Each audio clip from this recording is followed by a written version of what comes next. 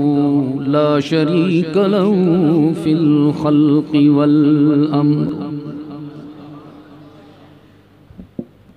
إرغاما لمن جحد به وكفر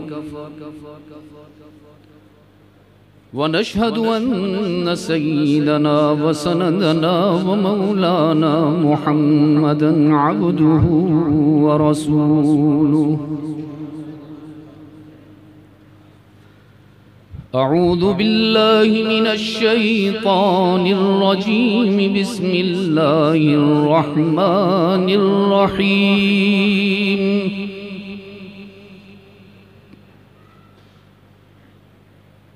لقد من الله على المؤمنين إذ بعث فيهم رسولا من أنفسهم يتلو عليهم آياته ويزكيهم ويعلمهم الكتاب والحكمة وإن كانوا من قبل لفي ضلال مبين صدق الله مولانا العظيم وقال رسول الله صلى الله عليه وسلم لا يؤمن أحدكم حتى يكون هواه تبعا لما جئت به وصدق رسوله النبي الأمي الكريم ونحن على ذلك لمن الشاهدين والشاكرين والحمد لله رب العالمين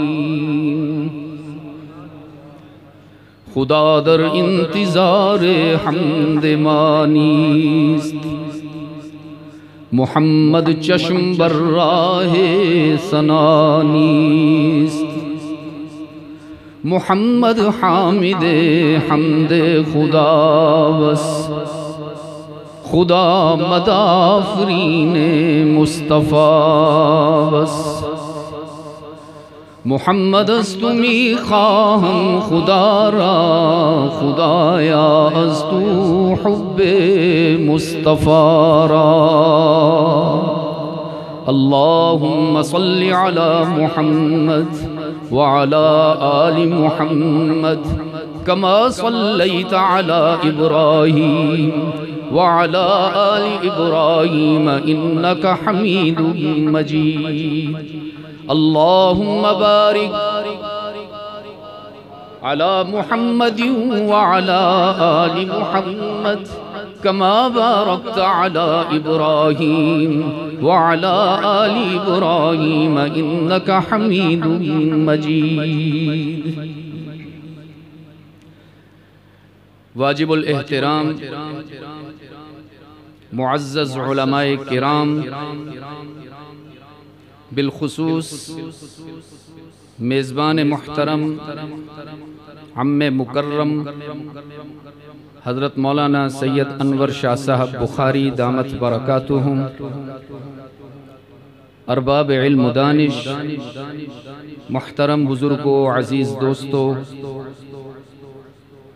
آج 9 اکتوبر 2022 12 ربیع الاول ہم یہاں شاہی مسجد دیپال پور میں رحمت عالم صلی اللہ علیہ وسلم کی سیرت کے عنوان سے معنون اس مبارک اور مقبول مجلس میں دعوت اور تبلیغ کی نسبت سے جمع ہے یہ اللہ کا کرم ہے کہ آج بحمد اللہ غالباً 7واں سال ہے کہ مجھے اس روز آپ سے ملاقات کی خوشی نصیب ہوتی ہے اور یہ میرے لیے اعزاز اور مسرت کی بات ہے کہ میں جب بھائی شیراز صاحب کے ہاں پہنچا ایک طویل سفر سے تو انہوں نے فرمایا کہ ہم پورا سال آپ کے منتظر رہتے ہیں اور آپ کی محبت میں سال کا ہر دن ہمیں پورے سال کی طرح ہی محسوس ہوتا ہے۔ اللہ ہماری ان محبتوں کو جو کہ دین کی نسبت سے ہیں ہمیشہ قائم رکھے۔ آپ لوگوں کی وفا کو بھی سلام پیش کرتا ہوں کہ حضرت والد صاحب رحمت اللہ تعالی علیہ کی تشریف لے جانے کے بعد آپ نے ہمیں تنہا نہیں چھوڑا، ہمیں اسی طرح عزت دی، اسی طرح محبت دی کہ جیسے آپ ان کو محبت اور عزت دیا کرتے تھے۔ آج البتہ ایک فرق مجھے محسوس ہوا کہ کون ہے اس کے ذمہ دار، اس کو نا آپ یوں اگر کریں گے نا ایسے ایسے ٹھیک رہے گا۔ جزاک اللہ خیر۔ آج آپ مجھے تھکے تھکے محسوس ہو رہے ہیں۔ میں ساتھیوں کو بتا رہا تھا کہ ابھی آپ کے ہاں سے رخصت لے کر مجھے لیا پہنچنا ہے، کم از کم بھی 6 گھنٹے کا سفر ہے۔ تھکے ہوئے ہیں؟ کوئی بات نہیں، اگر اللہ اور رسول اللہ صلی اللہ علیہ وسلم کے ذکر کی محفل میں تھکنا بھی پڑے تو یہ سعادت کی بات ہے عزیز دوستو۔ میں نے سنایا تھا نا شاکر شجاع والی، پتہ نہیں آپ کو یاد بھی رہا کہ نہ رہا، چلے یاد ہے تو پھر سنانے کی ضرورت ہی۔ رحمت عالم صلی اللہ علیہ، یہ بس اگر آپ سبق مجھے ہر سال سناتے رہیں تو میری تھکن کا ازالہ ہوتا رہے گا انشاءاللہ۔ عجیب فرمایا آپ پر درود پڑھ کر معطر ہوئی حیات صلی اللہ۔ امتیاز بھائی، آپ پر درود پڑھ کر معطر ہوئی حیات، آپ کا ذکر آیا مصائب پلٹ گئے صلی اللہ۔ یہ سبق سناتے رہو تو پھر بات بنتی رہے گی انشاءاللہ۔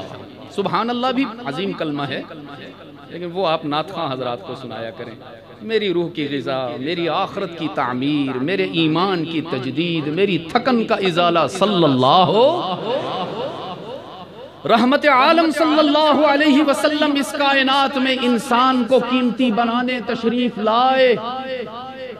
میں نے شاید پہلے بھی کسی موڑ پر عرض کیا تھا، کچھ لوگ مٹی کو قیمتی بناتے ہیں، کچھ لکڑی کو قیمتی بناتے ہیں، کچھ لوہے کو قیمتی بناتے ہیں، کچھ دھاگے کو قیمتی بناتے ہیں۔ محمد نے انسان کو قیمتی بنایا ہے۔ یہ لوہے کا راڈ دیکھتے ہیں، لوہار کی پہچان ہوتی ہے۔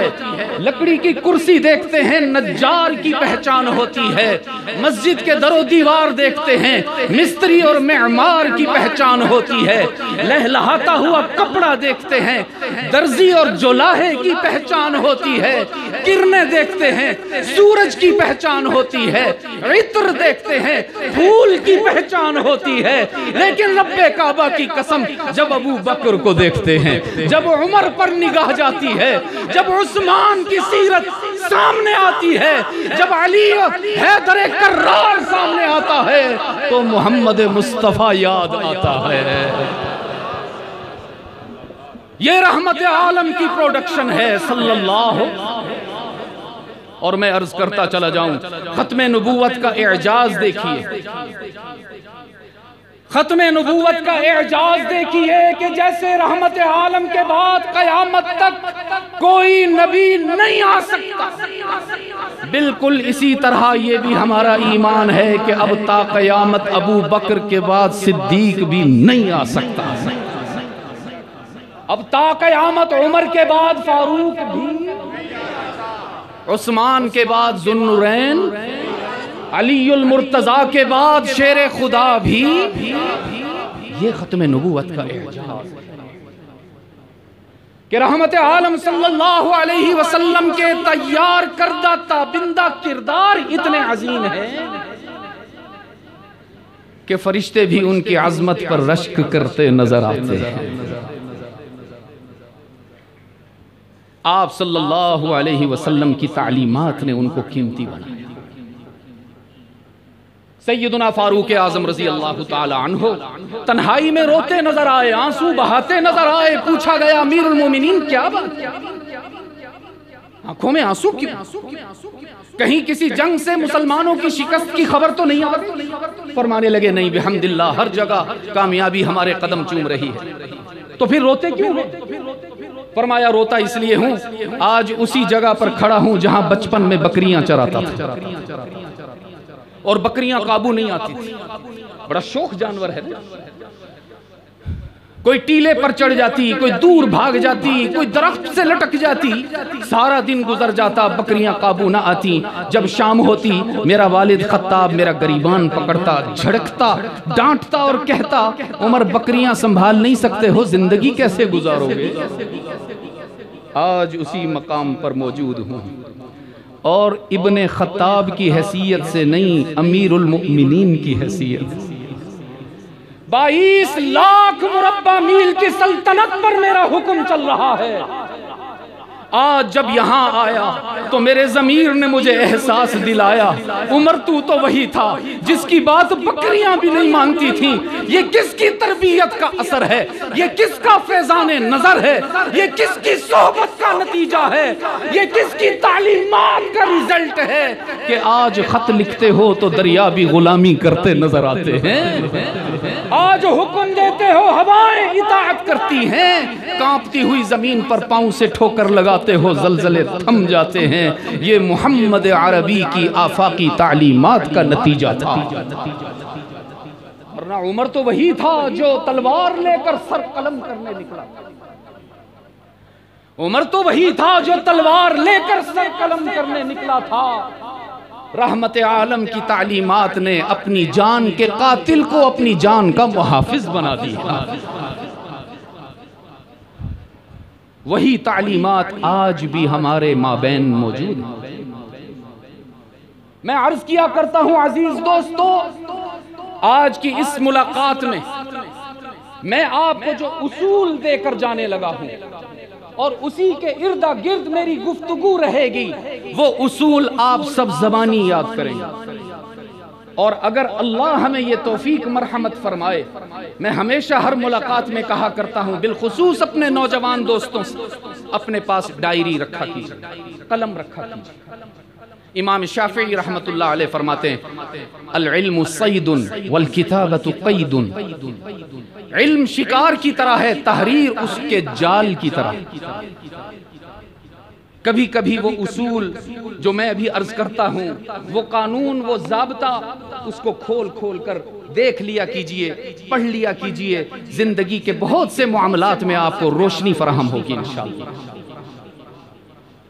اور ایسا نہیں کہ میں صرف یہ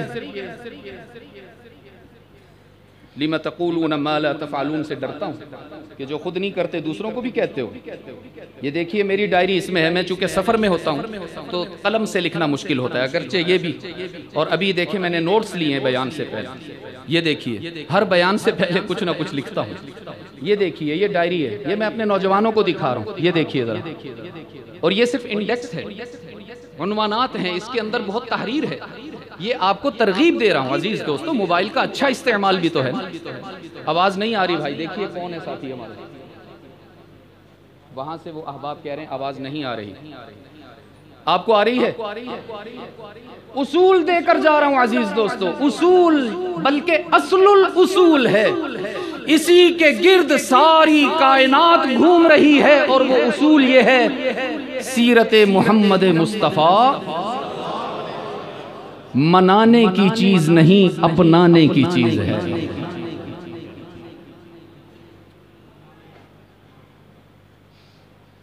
میں بھی کہوں شاہ جی اتنی دیر سے خشکی محسوس ہو رہی تھی، آپ آئے ہیں تو الحمدللہ.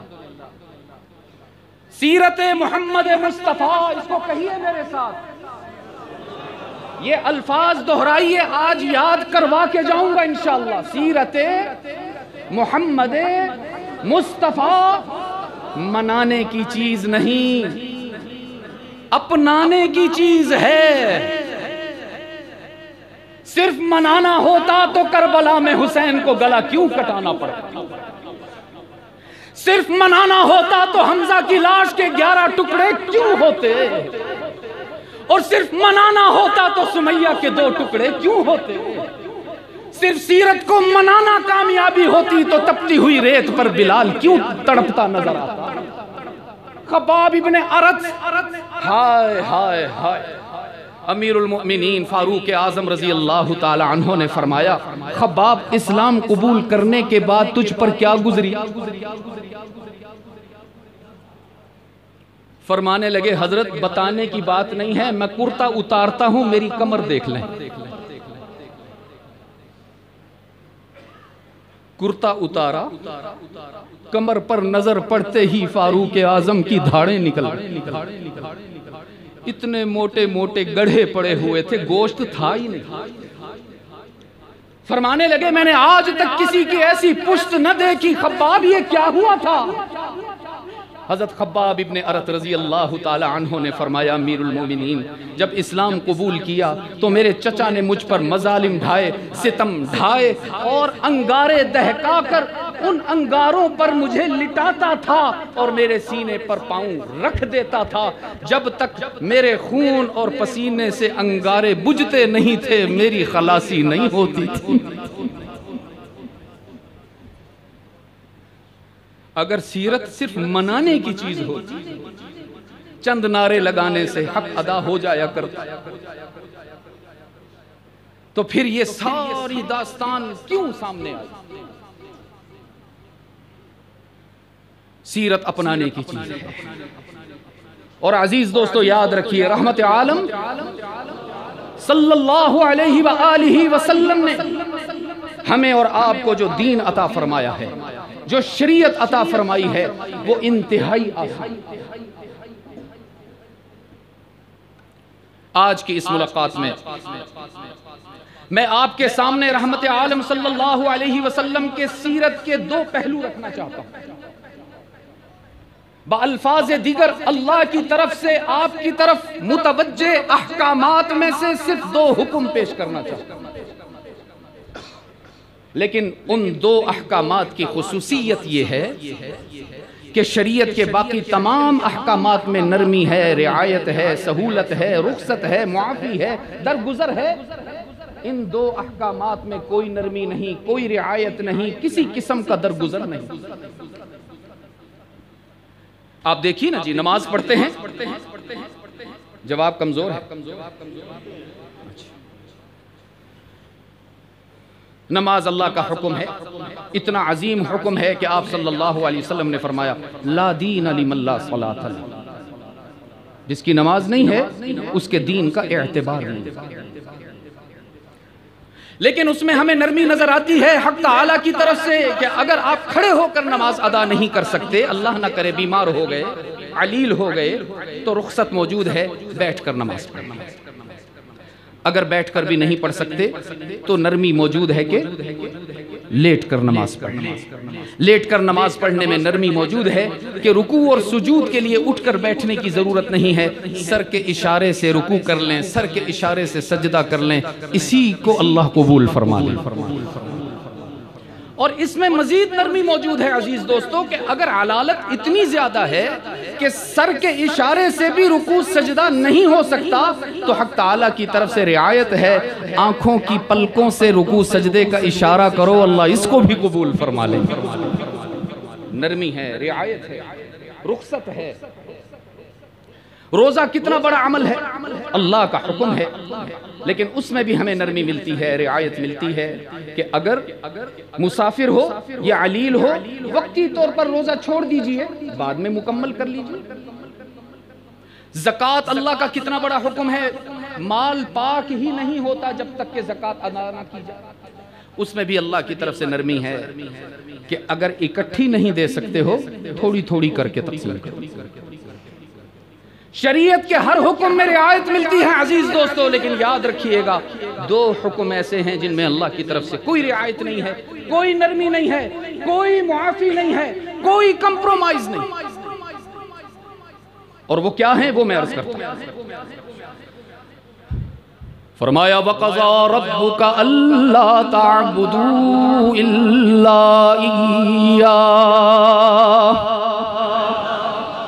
الفاظ بدل گئے، انداز بدل گیا، امرا کا لفظ نہیں آیا، امرا کا صیغہ نہیں آیا، قضا فیصلہ کن بات. فرمایا قضا ربک، رب کائنات کی طرف سے اعلان سنو، تمہارے لیے قانون بن گیا، دستور لاگو ہو گیا، ضابطہ اور اصول قائم ہو گیا، جس میں کوئی تبدیلی نہیں، کوئی ترمیم نہیں، کوئی رعایت نہیں، کوئی رخصت نہیں، کسی قسم کا کمپرومائز نہیں. اے اللہ کیا حکم ہے، کیا آرڈر ہے، کیا ضابطہ ہے؟ رب العالمین نے فرمایا اللہ تعبدوا الا ایاہ.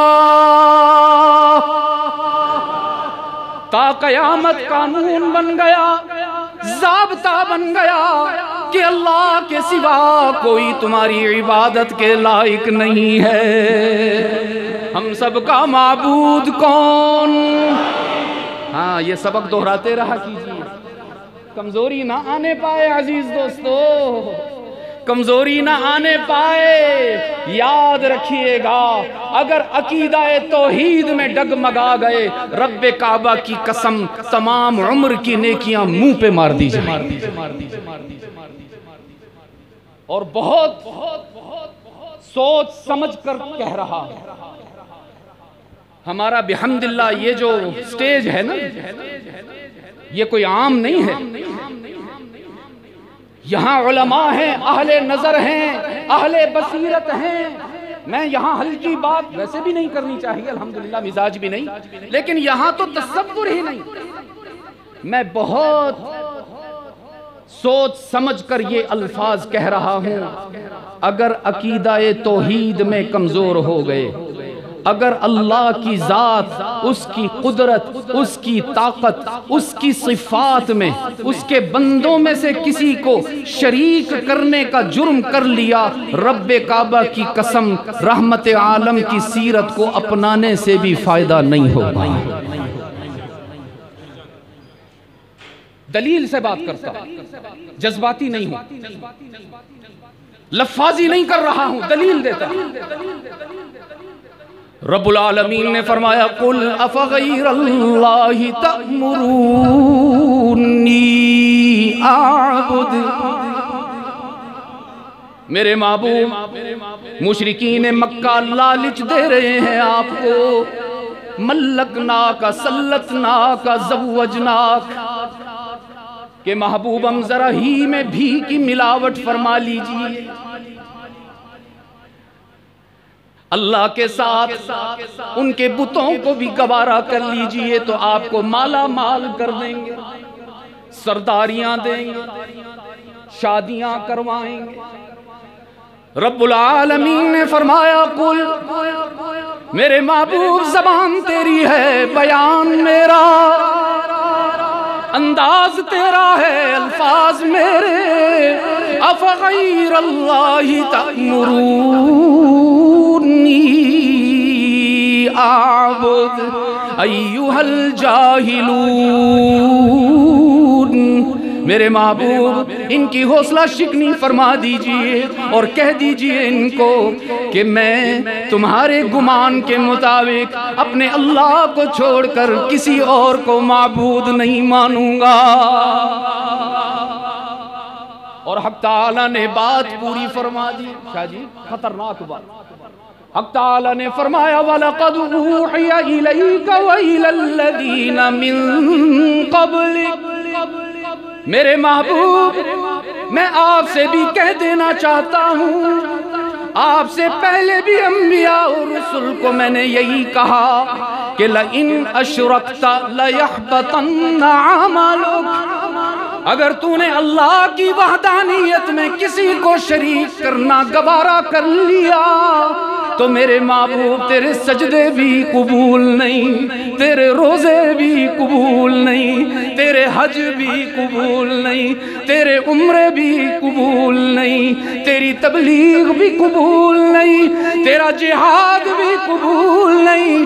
اگر تو نے مشرکین مکہ کے ساتھ مل کر شرک کو گوارا کر لیا، لَيَحْبَطَنَّ عَمَلُكَ، نبی ہونے کے باوجود، محبوب ہونے کے باوجود میرے محبوب میرا اعلان ہے تیری کوئی نیکی قبول نہیں کروں گا۔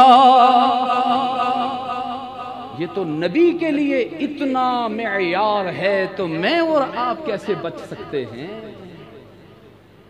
اس لیے میں نے عرض کیا تھا عزیز دوستو، میں سوچ سمجھ کر کہہ رہا ہوں، دلیل کی بنیاد پر کہہ رہا ہوں۔ اگر عقیدہ توحید میں ہم کمزور پڑ گئے تو رحمت عالم کی اطاعت بھی کام نہیں۔ اور اب اگلی بات سنیے، یہ بھی سوچ سمجھ کر کہہ رہا ہوں، اور ایک بنیاد اور اصول کی حیثیت سے آپ کے سامنے عرض کر رہا ہوں۔ رحمت عالم کی سیرت کی عمارت ساری کی ساری عقیدہ توحید پر استوار ہے۔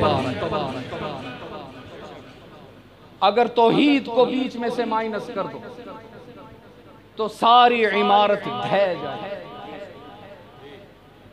اگر عقیدہ توحید میں کمزوری ہو گئی تو جیسا کہ میں نے عرض کیا، نہ نماز کام آئے گی، نہ لمبے جبے کام آئیں گے، نہ فلک بوس عمامے کام آئیں گے، نہ چمکتی دمکتی تسبیحات کام آئیں گی۔ ساری عبادت اللہ منہ پر مارے گا اور فرمائے گا جاؤ، جس کو پوجا کرتے تھے اسی سے جنت بھی لے۔ اس لیے عزیز دوستو اس سبق کو دہراتے رہا کیجئے۔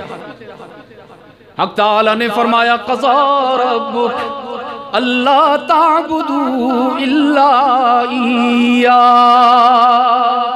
قانون بن گیا، اصول اور ضابطہ بن گیا کہ ہم سب کا معبود کون ہے؟ اللہ ہی پر ضرب لگائیے۔ اور میں ہمیشہ کہا کرتا ہوں، اتنا اونچا ہی کہیے کہ سب سفید ریش بھی جوان ہو جائیں، پرشباب ہو جائیں، اس لیے کہ انسان کا جسم تو بوڑھا ہو سکتا ہے، انسان کا عقیدہ بوڑھا نہیں ہوتا۔ انسان کا عقیدہ اسے کمزور نہیں ہونے دیتا۔ حضرت عمرو بن جموح رضی اللہ تعالی عنہ اعرج صحابی تھے، اعرج یعنی ایک ٹانگ سے معذور تھے۔ غزوہ بدر میں یا احد میں، غالباً میں اس میں تھوڑا سا غالباً احد میں، انہوں نے عرض کیا اللہ کے رسول میں بھی جہاد میں حصہ لینا چاہتا ہوں۔ رحمت عالم صلی اللہ علیہ وسلم نے فرمایا عمرو آپ کے لیے اجازت ہے۔ میں نے کیا نام لیا جی؟ عمرو۔ یہاں ایک چھوٹی سی بات عرض کر دوں، عربی میں دو طرح سے عمر لکھا جاتا ہے، ایک واو کے ساتھ اور ایک واو کے بغیر۔ جو واو کے بغیر ہوتا ہے اس کو پڑھتے ہیں عمر، اور جو واو کے ساتھ لکھا ہوتا ہے اس کو پڑھتے ہیں عمر۔ اب یہ بات اس لیے عرض کی عزیز دوستو، پتہ نہیں آج کل بازاروں میں اور لائبریریز میں ایسی کہانیاں ہیں یا نہیں ہیں۔ ہمارے زمانے میں کسی نالائق مصنف نے جب کہانیاں لکھیں تو اس کا عنوان تھا عمرو۔ تو ہم تو شوق سے پڑھا کرتے تھے۔ جب ہم مدرسے میں داخل ہوئے اور ہمیں یہ بات سمجھ میں آئی کہ یہ عمرو جو لکھا ہوا ہے یہ عمرو نہیں ہے، یہ تو عمرو ہے، اور عمرو کے نام سے جلیل القدر صحابی موجود ہیں، حضرت عمرو بن عاص رضی اللہ تعالی عنہ۔ اور یہ کسی منافق کی سازش ہے کہ وہ ایک صحابی رسول کے نام کے ساتھ عیاری کا استعمال کرتا ہے۔ عیاری منفی سینس میں لیا جاتا ہے۔ ہوشیار کہتا، عمرو ہوشیار کہتا تو سمجھ بھی آتی، عمرو عیار کیوں لکھا اس نے؟ تو آپ لوگ اتنے سادہ نہ بنا کیجئے، آپ لوگ اتنے سادہ نہ بنا کیجئے کہ ہمارے شاعر اسلام کو کوئی ٹچ کرے اور آپ پھر بھی آرام سے بیٹھے رہیں۔ ابھی ٹرانسجنڈر کا قانون منظور ہونے لگا تھا نا، یہ تو اللہ سلامت رکھے ہمارے علماء کرام کو، کہ جنہوں نے صد سکندری کا کردار ادا کرتے ہوئے اس قانون کے سامنے رکاوٹ بنے. تھوڑا سا تو آپ بھی اپنے نالج کو بڑھائیے.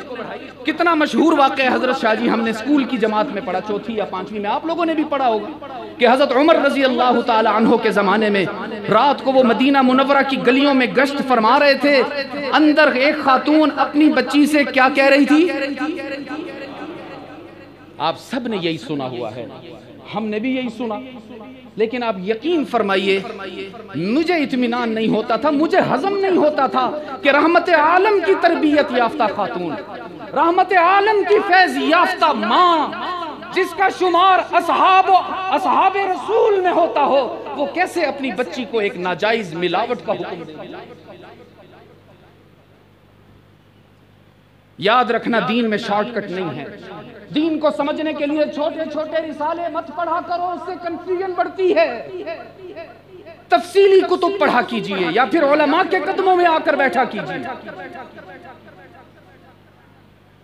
میں نے اس پر تحقیق کی اور ہمارے جو مورخ ہیں مولانا اسماعیل ریحان صاحب، وہ ہمارے پڑوس میں ہی ہوتے ہیں، یعنی ٹیکسلا میں. میری ان سے ذرا بے تکلفی ہے، میں نے ان کے سامنے بھی عرض کیا کہ حضرت مجھے ہضم نہیں ہوتا کہ صحابیہ ہیں، رحمت عالم کے زمانے کی ہیں، خیر القرون میں ہیں، اور اپنی بچی سے کہہ رہی ہیں ملاوٹ کر دو.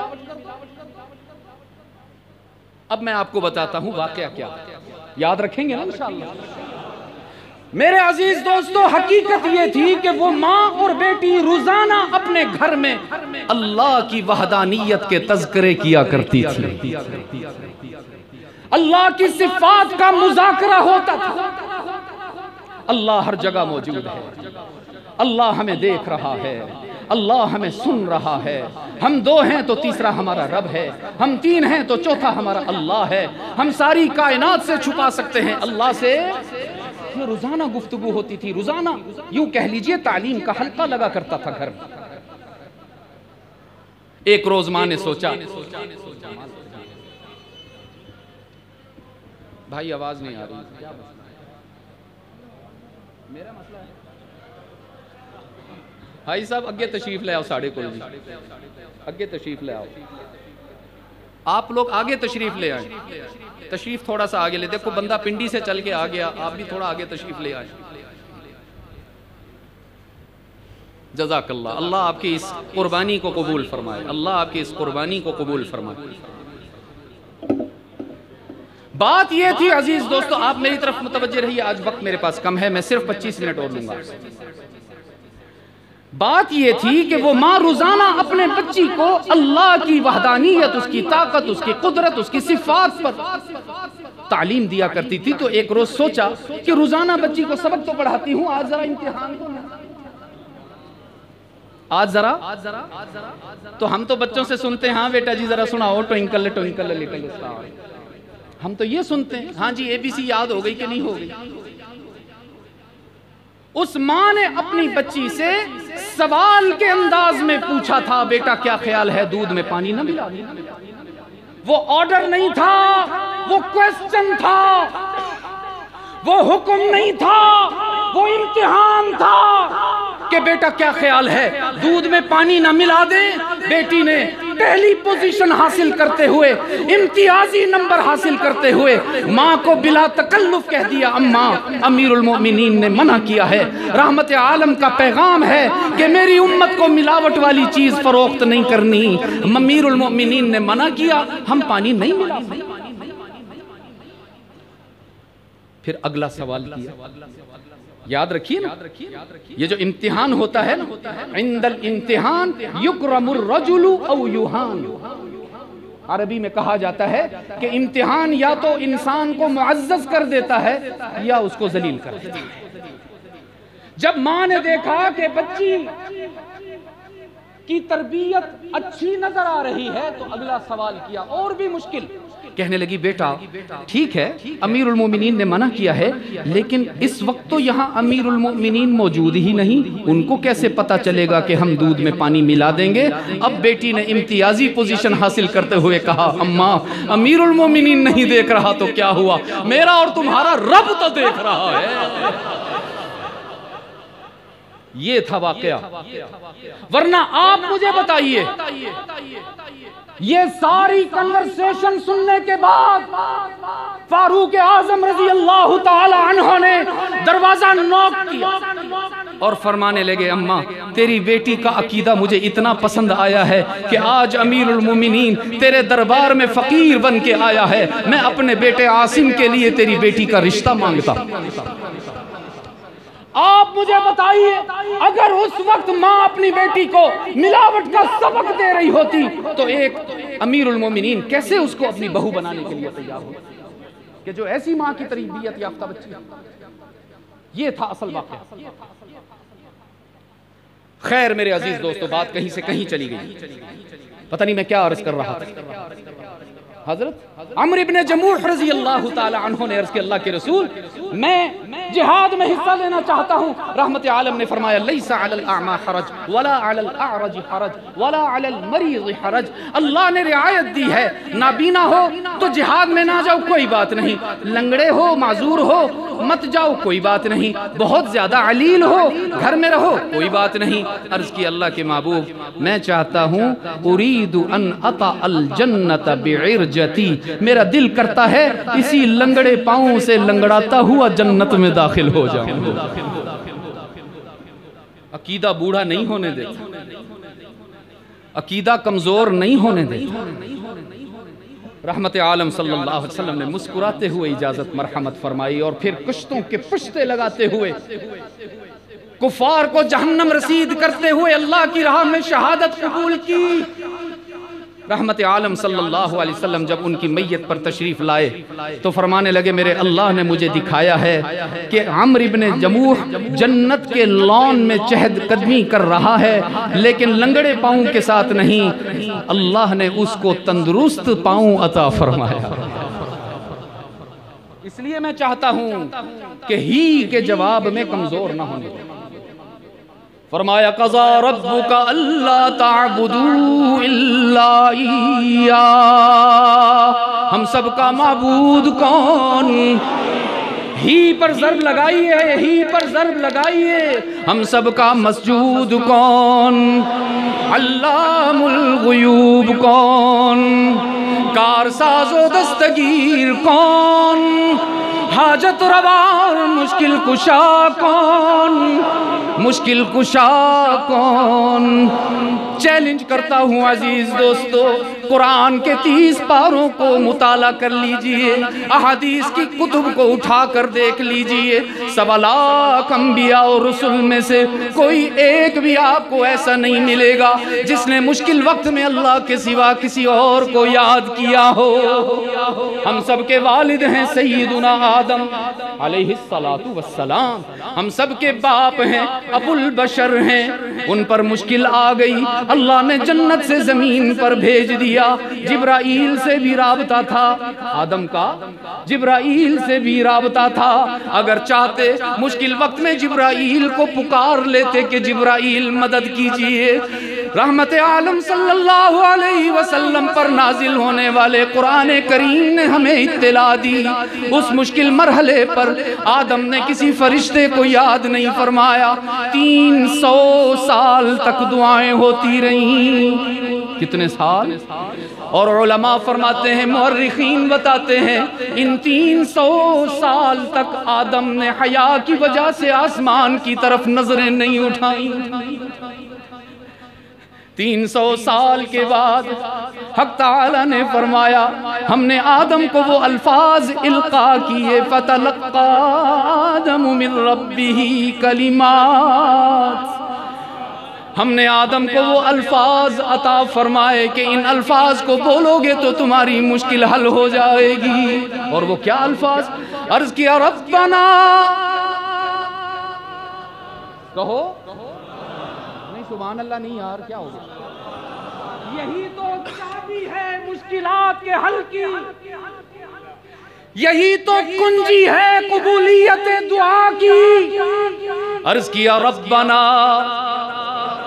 ربنا ظلمنا انفسنا وَإِن لَّمْ تَغْفِرْ لَنَا وَتَرْحَمْنَا لَنَكُونَنَّ مِنَ الْخَاسِرِينَ۔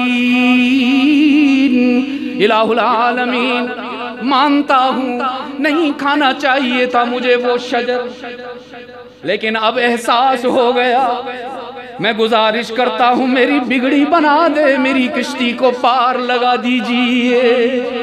بتائیے نا، آدم نے، ہم سب کے باپ نے مشکل وقت میں کس کو پکارا ہے؟ کمزور جواب نہیں دینا آپ نے، اللہ ہی کو پکارا۔ حضرت یونس کی مشکل دیکھ لیجئے نا، مچھلی کے پیٹ میں چلے گئے، 40 راتیں گزارنا پڑ گئیں، 40۔ اگر چاہتے اپنے والد آدم کو مشکل میں یاد کرتے، اگر چاہتے جبرائیل کو مدد کے لیے بلا لیتے، لیکن قرآن کریم نے فرمایا نادا فی الظلمات اللہ الہ الا انت سبحانک سبحانک سبحانک۔ اب کیا بتاؤں، ہے کاش تم عربی سے، یہ جو کاف استعمال ہوتی ہے نا عربی میں، یہ تب استعمال ہوتی ہے جب سامنے والا بغیر پردے کے نظر آ رہا ہو۔ ایک بات عرض کر دوں، ہائے ہائے، ابھی اللہ نے بھیجی حضرت کی برکت، ابھی اللہ نے دل پہ اتاری، میں نے نہیں پڑھا کسی کتاب میں، واللہ رحمت عالم نے فرمایا الصلاۃ معراج، نماز مومن کی معراج۔ کیا مطلب؟ رحمت عالم کو تو معراج ملی تھی، سارے فاصلے سمٹ گئے تھے، فرش سے عرش تک چلے گئے تھے، جنت بھی دیکھی، جہنم بھی دیکھی، یہ سب ہوا، لیکن معراج کا سب سے بڑا تحفہ یہ تھا کہ محب اور محبوب آمنے سامنے ہو، عابد اور معبود آمنے سامنے ہو گئے، ساجد اور مسجود کے درمیان سارے پردے ہٹ گئے، اللہ نے محبوب کو سامنے کھڑے کر کے فرمایا بول میرے محبوب کیا عطا کروں؟ یہ ہے رحمت عالم کا معراج۔ تو ہماری نماز کو معراج کیوں کہا؟ ہم تو یہیں فرش پہ ہوتے ہیں۔ تو غور کیجئے، جب ہم تکبیر تحریمہ کہتے ہیں اللہ اکبر، پھر کیا پڑھتے ہیں؟ صبح، ذرا رک کے چلو، یہ جو ہم جلدی جلدی چلتے ہیں نا، یقین فرمائیں اسی میں ساری الجھن ہے، ہم سمجھتے ہی نہیں۔ صبح، سبحانک، کاف آیا کہ نہیں آیا؟ سبحانہ نہیں کہا، حالانکہ تو وہ تو عرشوں سے بھی اوپر، سبحانک اللہم وبحمد، وہاں بھی کاف آ گیا، وتبارک کاف آ گیا، اسمکا کاف آ گیا، وتعالی جد ولا الہ غیرہ۔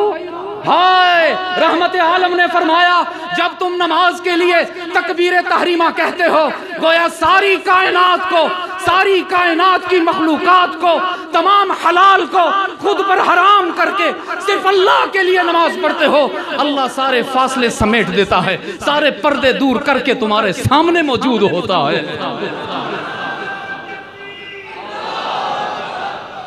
یہ معراج ہے عزیز دوستو، یہ ہے معراج۔ اس لیے فرمایا ان تعبد اللہ کأنک تراہ۔ قربان جاؤں رحمت عالم کی لائی ہوئی ایک ایک حدیث۔ جتنا میں آپ کو ایک بات آج ریٹن میں دیتا ہوں، جتنا عربیت سے دور ہوگے نا اتنا کنفیوز ہوتے چلے جاؤ، اور جتنا عربی کے قریب آتے چلے جاؤ گے گرہیں کھلتی چلی جائیں۔ کیا بات ہو رہی تھی بھائی؟ آج لوگ کو میں دیتے جاؤ۔ ہاں، یونس علیہ السلام عرض کیا لا الہ الا انت سبحانک، کس کو پکارا؟ اور آج آپ کو اور کچھ بتاؤں عزیز دوستو، صرف انبیاء کی بات نہیں، صرف رسولوں کی بات نہیں، تمام صحابہ نے بھی مشکل میں کس کو یاد فرمایا؟ رحمت عالم کی تعلیمات تھی، اگرچہ میں تمہارے درمیان موجود ہوں، اللہ کے بعد مجھ سے بڑا عظمت والا کوئی نہیں، اللہ کے بعد مجھ سے زیادہ شان والا کوئی نہیں، میرے بغیر تمہاری بگڑی بنتی ہی نہیں، ہائے ہائے حضرت حلیمہ سعدیہ رضی اللہ رحمت عالم صلی اللہ علیہ وسلم کو لینے کے لیے ان کے گھر میں تشریف لے گئی۔ سیدہ آمنہ سے عرض کیا مجھے دے دیجئے اپنا بچہ، میں اس کا خیال رکھوں گی، اس کی پرورش کروں گی۔ اور فطرت ہنس رہی تھی حلیمہ، تو محمد کا کیا خیال رکھے گی، تو محمد کی کیا پرورش کرے گی، محمد تیرا خیال بھی رکھے گا، پرورش بھی ہوگی۔ لے لیا حضرت آمنہ سے مختصر کر، ساتھ لے لیا، اپنے سینے سے لگا لیا۔ فرمانے لگی سینے سے لگاتے ہی میری جسمانی زندگی میں انقلاب بپا ہو گیا۔ میں تو کمزور تھی، نحیف تھی، قدم اٹھانا بھی مشکل تھا، مجھے یوں لگا جیسے میں پرشباب ہو گئی، جوان ہو گئی، طاقتور ہو گئی، پہلوان ہو گئی۔ اپنے محبوب کو سینے سے لگا کر میں اپنی سواری کی طرف روانہ ہوئی۔ کمزور سی اونٹنی تھی، میرے شوہر حارث نے کہا بیٹھ جاؤ حلیمہ سواری پر، میں اونٹنی پر بیٹھ گئی۔ اس وقت کا بھی یہی رواج تھا جو آج ہے، موٹر سائیکل پہ شوہر آگے اور بیوی، آپ کے یہاں بھی یہی ہوتا ہے نا، کہیں الٹ تو نہیں ہے؟ زوجہ محترمہ آپ آگے رہی ہے جی، ہم تھوڑے پیچھے غلام۔ اس وقت کے رواج کے مطابق حضرت حلیمہ رحمت عالم کو سینے سے لگا کر تشریف فرما ہو گئی۔ حضرت حارث اونٹنی پر آگے بیٹھ گئے۔ اب اونٹنی کو چلنے کا اشارہ کرتے ہیں، اونٹنی نے اٹھنے سے انکار کر دیا۔ حیران ہو گئے، پریشان ہو گئے، کہنے لگے ایک معصوم بچے کا وزن اتنا زیادہ نہیں ہو سکتا کہ اونٹنی نہ اٹھے۔ نیچے اترا اور پھر جو اشارہ کیا، اونٹنی جمپ لگا کے کھڑی ہو۔ پھر اس کو بٹھایا، پھر بیٹھنے کی کوشش کی، بیٹھ گئے، اونٹنی کو اشارہ کیا چلے ہی نا۔ پھر ان کی اہلیہ نے کہا حارث ایسا کریں، ہمیں لگتا ہے، مجھے لگتا ہے کہ اونٹنی کو تھوڑا وارم اپ کرنے کی ضرورت ہے، یکدم وزن ڈال کے وہ اٹھا نہیں پا رہی، آپ تھوڑے چند قدم اس کے ساتھ پیدل چلیے، کچھ دیر آگے جا کے پھر بیٹھ جائیں۔ چنانچہ انہوں نے ایسا ہی کیا، اونٹنی سے اترے، اس کو اشارہ کیا، وہ جمپ لگا کے کھڑی ہو گئی، اس کی نکیل پکڑی، اس کو چلایا، وہ بہترین چل رہی ہے۔ تھوڑی دور آگے جا کے پھر اس کو بٹھایا، پھر خود بیٹھے، پھر اشارہ کیا، اونٹنی نے کہا میں نہیں جاتا۔ کچھ کہنا چاہتا ہوں، کوئی پیغام ہے اس میں؟ وہ حارث سمجھ گئے، جو بات میں نہ سمجھا تم نہ سمجھے۔ حارث سمجھ گئے، کہنے لگے حلیمہ یہ کوئی عام بچہ نہیں ہے، مجھے یہ لگتا ہے اس کا پیدا کرنے والا یہ نہیں پسند کر رہا کہ میں آگے بیٹھوں، محمد پیچھے بیٹھوں۔ اس کا پیدا کرنے والا یہ چاہتا ہے حارث ہو، حلیمہ ہو، ساری کائنات پیچھے ہو جائے، محمد آگے ہو جائے۔ تم اس کو لے کر آگے بیٹھو، میں پیچھے بیٹھوں گا۔ ترتیب بدل دی، حلیمہ رحمت عالم کو لے کر آگے تشریف فرما ہوئی۔ اشارہ کرنے کی ضرورت ہی نہیں تھی، اونٹنی نے زقند بھری اور آگے جانے والی سواریوں کو بھی پیچھے چھوڑ دی۔ رحمت عالم کی اطاعت کے بغیر بات نہیں بنی۔ ارے جنہیں ہم کس کو آگے کر رہے ہیں؟ میں تو کہتا ہوں اگر کوئی عام نبی ہمارے نبی ہوتے تو بھی بڑی بات تھی، یہاں تو اللہ کا محبوب ہے۔ فرمایا شان میں جس کے نہیں ہے کوئی ثانی وہ رسول صلی اللہ۔ آہستہ آہستہ کہہ رہے ہیں، آج لگتا ہے سارا زور آپ کا لگوا دیا منیر صاحب نے۔ شان میں جس کے نہیں ہے کوئی ثانی وہ رسول صلی اللہ، دین فطرت پر ہے جس کی حکمرانی وہ رسول، جس کا ہر تیور ہے حکم آسمانی وہ رسول، اور موت کو جس نے بنایا زندگانی وہ رسول، محفل صفا کیو وحشت کو برہم کر دیا، جس نے خون آشام تلواروں کو مرہم کر دیا صلی اللہ۔ سر سے لے کر پاؤں تک تنویر ہی تنویر ہے، جیسے منہ سے بولتا قرآن وہ تقریر ہے، سوچتی ہے دل میں دنیا مصطفیٰ کو دیکھ کر، کیسا ہوگا وہ مصور جس کی یہ تصویر، صلی اللہ کا وہ محبوب جس کی عظمت اتنی بلند کہ دامن نچوڑ دے تو جبرائیل بھی وضو کرنے میں فخر محسوس کرے، اللہ کا وہ محبوب جس کے حسن پر اللہ قسمیں کھا رہے ہیں، فرمایا والتینی والزیتونی وطور سینین وہذا مکہ کی قسم کھائی اللہ نے۔ میں نے کہا الہ العالمین مکہ کی قسم کیوں کھائی؟ بیت اللہ کی وجہ سے، زمزم کے چشمہ کی وجہ سے۔ حق تعالی نے فرمایا نہیں، لا اقسم بہذا البلد، بیت اللہ کی وجہ سے نہیں، صفا مروہ کی وجہ سے نہیں، زمزم کے چشمہ کی وجہ سے نہیں، مقام ابراہیم کی وجہ سے نہیں، اور حجر اسود کی وجہ سے نہیں، تو پھر یا اللہ کیوں؟ فرمایا وَأَنْتَ حِلٌّ بِهَذَا البلد، میں جب عرش بری سے مکہ کی زمین پر نظر ڈالتا ہوں تو مکہ کی گلیوں میں محمد چلتا ہوا نظر آتا ہے، صلی اللہ ہو۔ لیکن رحمت عالم نے فرمایا تم میں موجود ہوں، عظمت کی بلندیوں پر ہوں، عظمت کی بلندیوں پر ہوں، اس کے باوجود بھی مشکل آئے تو محمد کو نہیں، محمد کے رب کو بلانا ہے۔ اور میرے عزیز دوستو، صحابہ کرام اور اہل بیت عظام، ان کی سیرت کا بھی مطالعہ کیجئے، انہوں نے بھی مشکل وقت میں اللہ کے سوا کسی کو نہیں بلایا۔ ہائے ام المؤمنین، مخدومۃ المسلمین، حبیبہ حبیب خدا، مریم اسلام، عفیفہ کائنات، سیدہ عائشہ صدیقہ، کیسا مشکل وقت آیا۔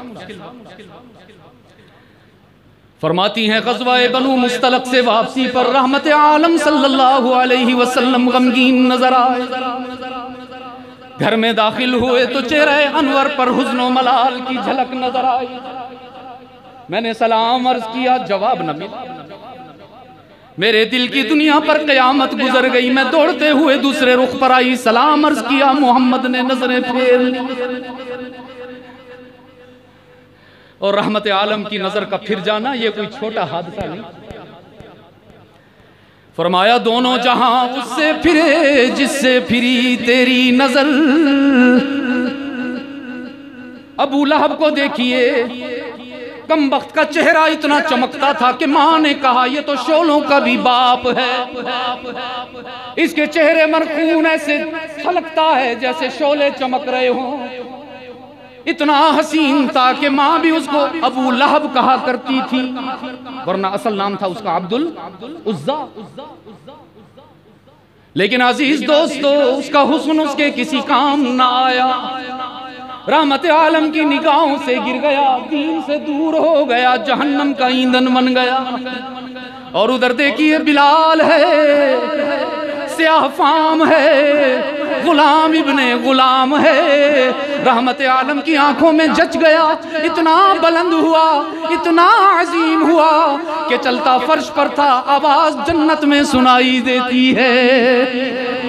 دونوں جہاں اس سے پھرے جس سے پھری تیری نظر، اور جسے دیکھا اسے دونوں جہاں دیکھا کیے۔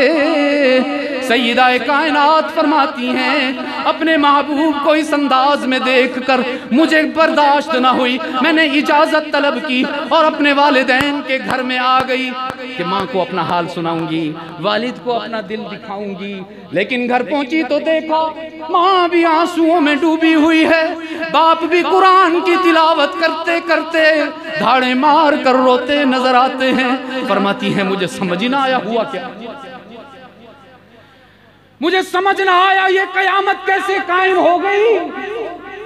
فرماتی ہیں یہ تو بعد میں ام مستہ نے مجھے بتایا، عائشہ تو کتنی معصوم ہے، تجھے تو خبر ہی نہیں، منافقین نے تیرے کردار پر انگلیاں اٹھا رکھی ہیں، فسانے بنا رکھے ہیں، کہانیاں گھڑ رکھی ہیں کہ عائشہ ایسی عائشہ ویسی۔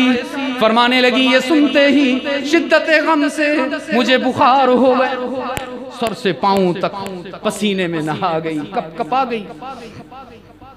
گھر کے ایک کونے میں تنہائی تھی، وہاں جانے لگی، میری ماں وہ اور زیادہ گھبرا گئی کہ میری مغموم بیٹی ہے، کہیں کوئی نقصان نہ کر لے۔ پوچھا بیٹی کہاں جاتی ہے؟ تو عرض کیا اماں جان کیا کروں، محبوب بھی اشک بار ہیں، آپ بھی غم سے ڈوبی ہوئی ہیں، ابا بھی آنسو بہا رہے ہیں، اب میں اور کہاں جاؤں میرے سوا، میرے پاس تو رب کے سوا کوئی آسرا ہے نہیں۔ یہاں ایک بات عرض کرتا چلا جاؤں آپ سب کے لیے، ڈائری ہے نا، لکھیں گے نا، اس کو یاد رکھیں گے۔ جب حضرت عائشہ رضی اللہ تعالی عنہا کو پہلی مرتبہ یہ خبر ملی کہ تم پر الزام لگایا گیا ہے، تو انہوں نے پڑھا حسبنا اللہ ونعم الوکیل۔ کیا پڑھا؟ یہ میرے والد کا بھی وظیفہ تھا، آخری دم تک یہی پڑھتے رہے۔ آپ بھی اس کو اپنا وظیفہ حیات بنائیے۔ اس کی وجہ عرض کرتا ہوں، سیدنا ابراہیم کو جب آگ میں پھینکا گیا، ان کی زبان پر بھی یہی الفاظ تھے، حسبنا اللہ ونعم الوکیل۔ حضرت یوسف کو جب جیل میں ڈالا گیا تو ان کی زبان پر بھی یہی کلمات تھے، حسبنا اللہ۔ اور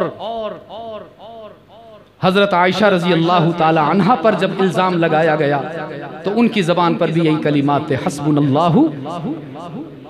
اور اللہ نے دیکھو ابراہیم پر آگ کو گل و گلزار بنایا، یوسف کو اسی جیل سے نکال کر تخت شاہی عطا فرمایا، اور اپنے محبوب کی محبوب گھر والی کے لیے اللہ نے نہ فرشتے کو بھیجا نہ کسی انسان کی ڈیوٹی لگائی۔ جب ان کی اللہ کی طرف سے صفائی پیش ہوئی، رحمت عالم صلی اللہ علیہ وسلم نے فرمایا، ابشری یا عائشہ ان اللہ برأکی من فوق العرش، مبارک ہو عائشہ، اللہ نے تیری صفائی عرش بری سے خود ارشاد فرمائی۔ حسبنا اللہ۔ سیدہ عائشہ رضی اللہ تعالی عنہا میں مشکل وقت میں کسی اور کو یاد نہیں فرمایا، اپنے محبوب کے سامنے جا کر صفائیاں تک پیش نہیں فرمائیں، ساری رات مصلے پر آنسوں کی برسات میں گزار دی، آنسو بہا رہی ہیں، گڑ گڑا رہی ہیں، عاجزی کا اظہار فرما رہی ہیں۔ رحمت عالم صلی اللہ علیہ وسلم پر اللہ نے وحی نازل فرمائی، فرمایا الخبیثات للخبیثین والخبیثون للخبیثات والطیبات للطیبین والطیبون للطیبات۔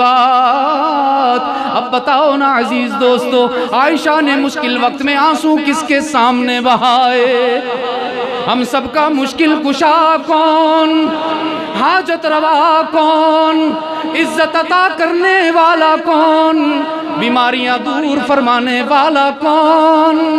اور اپنے گناہگار بندوں کو بغیر معاف کرنے والا کون؟ یہی تو وہ عقیدہ ہے جو ماں کی گود میں ملا۔ اور میں دوستوں سے کہا کرتا ہوں، اس عقیدے کا تکرار گھر میں کیا کریں، اپنے بچوں کو اپنے ساتھ لٹایا کریں، بٹھایا کریں، ان کو وقت دیا کریں، ان کا سارا وقت موبائل کے حوالے نہ کریں، اپنے بچوں کو توجہ دیں عزیز دوستو۔ اور بالخصوص ایک بات بہت سنجیدگی سے عرض کرنا چاہتا ہوں، بہت سنجیدگی سے، کہ جن بچیوں کی ابھی تک شادی نہیں ہوئی ان کو سمارٹ فون بالکل مت دیجیے، بالکل ان کا امتحان مت لیجیے، ضروری ہے اپنی موجودگی میں استعمال کرنا۔ اور میرے اتنے کہنے کو کافی سمجھیے خدا کے لیے، کہ عقل مند را اشارہ کافی ہے، اور جس کو اشارہ سمجھ میں نہ آئے وہ پھر عقل مند نہیں۔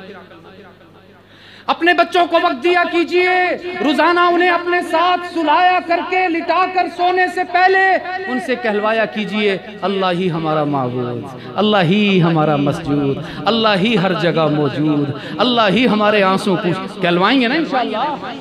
اب آپ سوچیں گے اتنے سارے کلمات تو مجھے آتے نہیں، میں نے تو تبلیغ میں چلا بھی نہیں لگایا کہ انہوں نے مجھے سکھایا ہو کہ اللہ مالک ہے، اللہ خالق ہے، اللہ رازق۔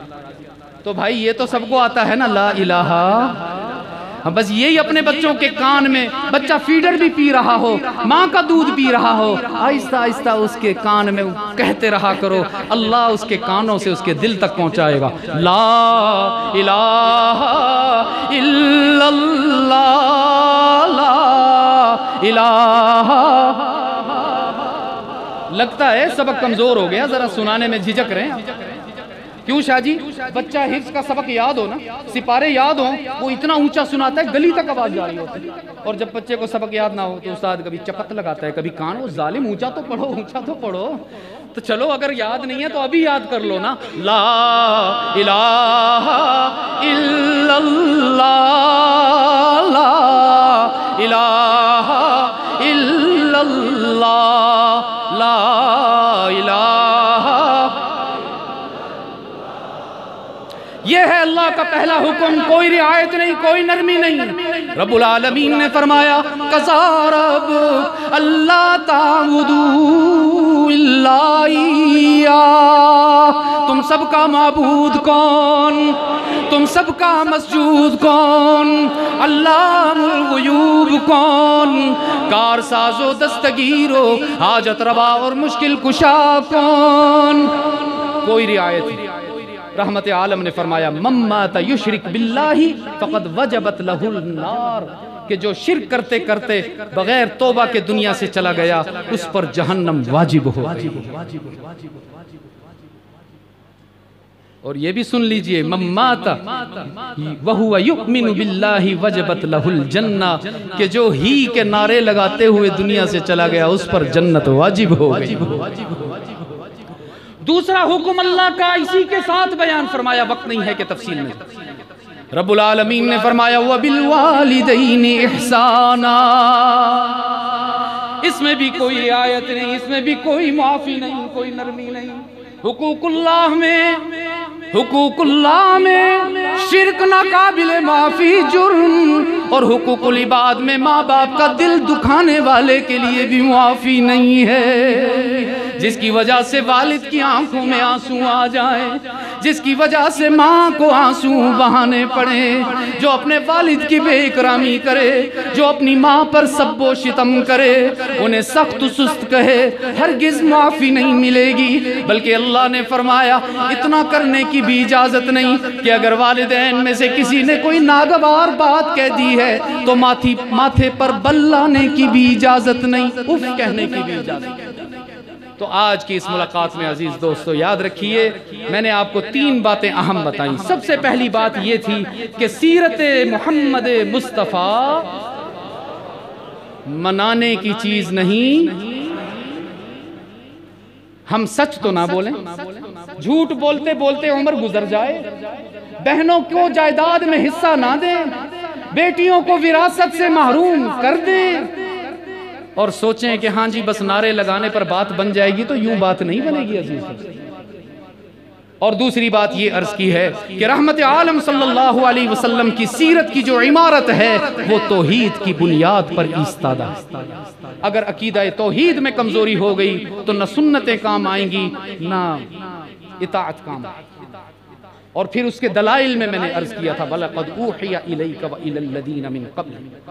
اور آخر میں عزیز دوستو جو ہر سال گزارش کرتا ہے کہ ہر روز کم از کم ایک سنت پر ضرور عمل کیا کریں، کم از کم کہتا ہوں، زیادہ سے زیادہ نہیں، وہ تو جتنی محبت اتنی اطاعت، کم از کم ایک سنت پر ضرور عمل کیا کیجئے۔ اپنے علماء سے پوچھ کر، قراء سے پوچھ کر، امام صاحب سے پوچھ کر، حضرت شاہ جی سے پوچھ کر کہ آج میں کون سی سنت پر عمل کروں، اور پھر با وفا بن جایا کرنا۔ جس سنت کو ایک دفعہ اپنا لیں پھر مرتے دم تک اس سے بے وفائی نہ کرنا، اس کو سینے سے لگا کے رکھنا۔ اللہ مجھے بھی توفیق عطا فرمائے، آپ سب کو بھی توفیق عطا فرمائے۔